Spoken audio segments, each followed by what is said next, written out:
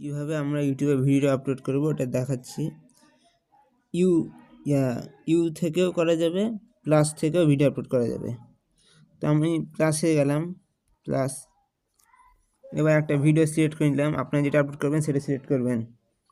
Select করে touch করলাম, নেক্সটে টাচ করলাম, তারপর আবার নেক্সটে চাপ দিলাম, তারপর ক্যাপশন ইয়োর শর্ট, এখানে একটা টাইটেল দিতে হবে। আমি হ্যালো দিলাম, আপনাদের যেটা ঠিক মনে হয় আপনারা সেটা দিবেন। ভিজিবিলিটি পাবলিক রাখাই ভালো, তাহলে সবাই ভিডিও দেখতে পারবে।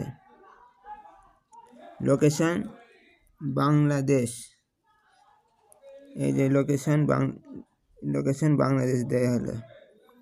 তারপর সিলেক্ট অডিয়েন্স, এটা বাচ্চাদের জন্য তৈরি করা হলে ইটস মেড ফর কিডস দিতে হবে, বাচ্চাদের জন্য তৈরি না হলে it's not made for kids দিতে হবে। তো এরকম হলো।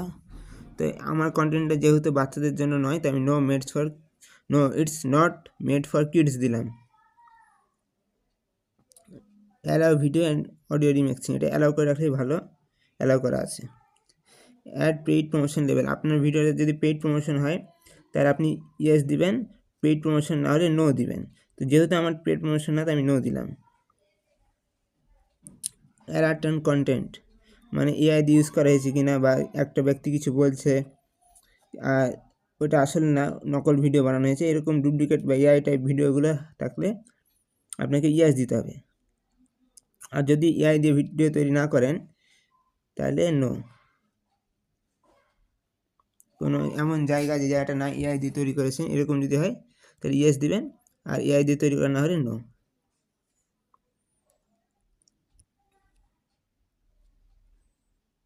এবার কমেন্টস অন রাখাই ভালো, তাহলে দর্শকদের কমেন্ট করতে পারবে, আর এটা চ্যানেলের জন্য ভালো। এবার আপলোড শর্টে ক্লিক করতে হবে।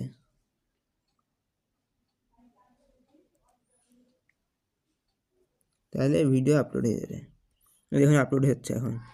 তো আমি ভিডিওটাকে আপলোড করবো না, আমি এটাকে ডিলিট করে দিলাম, আপনারা ডিলিট করবেন না। बापू तो इतना चिपक क्यों रहा है? सनस्क्रीन है क्या? सनस्क्रीन चिपकती थोड़ी है, ये लो फिक्स डर्मा शैडो, ये चिपकती नहीं है, तभी तो मैं रोज लगाता हूँ। फिक्स डर्मा शैडो हर दिन सनस्क्रीन।